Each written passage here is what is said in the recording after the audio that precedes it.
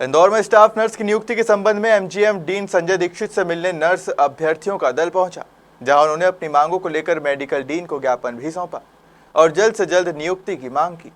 दरअसल staff nurse के रूप में चयनित हुए अभ्यर्थियों ने शुक्रवार को एमजीएम मेडिकल कॉलेज के डीन से मुलाकात कर स्टाफ नर्स को जल्द से जल्द नियुक्ति देने की मांग की। स्टाफ नर्स का कहना है कि उन्होंने अप्रैल 2021 में स्टाफ नर्स के रूप में नियमानुसार परीक्षा देकर सफल हुए थे। सफल होने के पश्चात तत्काल 236 अभ्यर्थी का चयन किया गया और प्रथम सूची जारी कर दी गई। 236 अभ्यर्थी में से 165 अभ्यर्थी चयनित करके उनकी पदस्थापना कर दी गई।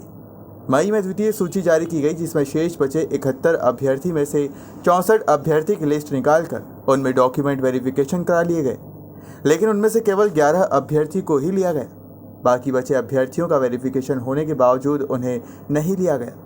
वहीं डीन संजय दीक्षित का कहना है कि चयन प्रक्रिया खत्म हो गई है।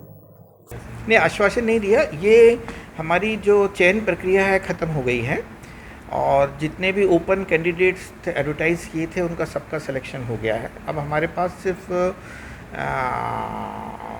संविदा नियुक्ति के लिए और सैनिक वाले और डिसेबल्ड कैटेगरी के हैं, वो आज हम दोबारा एडवर्टाइज़ कर रहे हैं।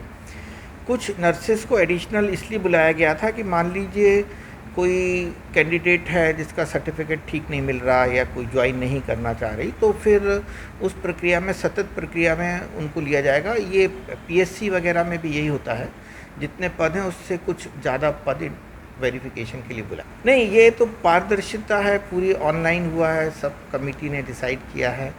तो 2-3 लोग मेरे पास भी आए थे, फिर हमने उनकी जो जिस कैटेगरी में उनने अप्लाई किया था उस कैटेगरी में वो एप्लीकेबल ही नहीं थे। जैसे एक संविदा नियुक्ति होती है, संविदा नियुक्ति में आपको ज़रूरी है कि 5 साल तक आपका किसी शासकीय उसमें संविदा में काम करना है। तो कुछ लोगों ने 1 साल काम किया है, कुछ ने 2 साल किया है, कुछ लोगों ने प्राइवेट में किया है, तो वो एलिजिबल ही नहीं है उस कैटेगरी में एडमिशन के लिए। इसलिए हमारे पास संविदा की पद खाली भी रह गए, जो आज हम दोबारा एडवर्टाइज़ कर रहे हैं। स्टाफ नर्स की नियुक्ति के संबंध में हम लोग यहाँ आए थे, पर इन लोगों ने वैकेंसी निकाली। वैकेंसी के इसमें हमने मेरिट लिस्ट में नाम भी आया। उसके बाद अपॉइंटमेंट लिस्ट जो आई है, डॉक्यूमेंट वेरिफिकेशन तो हो गया था, बट अपॉइंटमेंट लिस्ट जो आई है उसमें हम लोगों का नाम नहीं है। उसमें 9 लोग कोई अलग ही है जिसका उन्होंने सिलेक्शन कर दिया है। उसमें किसी भी प्रकार से किसी भी विद्यार्थी का उसमें नाम नहीं आया है। उसी के अकॉर्डिंग हम यहाँ पूछने आए थे पहले एक बार, उन्होंने कहा नहीं, हम लोगों ने वैकेंसी फुल कर ली है। लेकिन अब जब हम आए हैं तो वो लोग हमें बोल रहे हैं कि ये हम दूसरी वैकेंसी निकालेंगे, उसमें आप फॉर्म फिल करना, उसमें आपकी नियुक्ति होगी, ऐसा ऐसा करके हमको बोल रहे हैं। फिर भी हम पूछ रहे हैं कि हम लोगों को अभी कोई पूरा प्रॉपरली क्लियर समझ में नहीं आया है, तो हमें क्या करना है। तो वो बोल रहे हैं आप हमारे क्लर्क से बात करिए।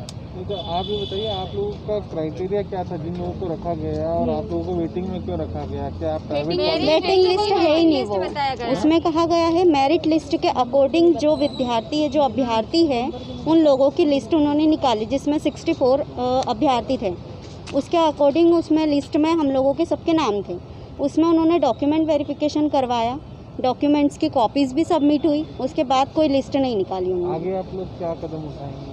आगे हमारा यही है कि हम तो यही मांग करेंगे कि जिस हिसाब से उन्होंने वैकेंसी निकाली है उस हिसाब से हमारा पोस्ट भी तो दे वो। लेकिन वो कुछ डायरेक्ट बोला गया है ना कि आप। जी, मेरा नाम पूजा परमार है।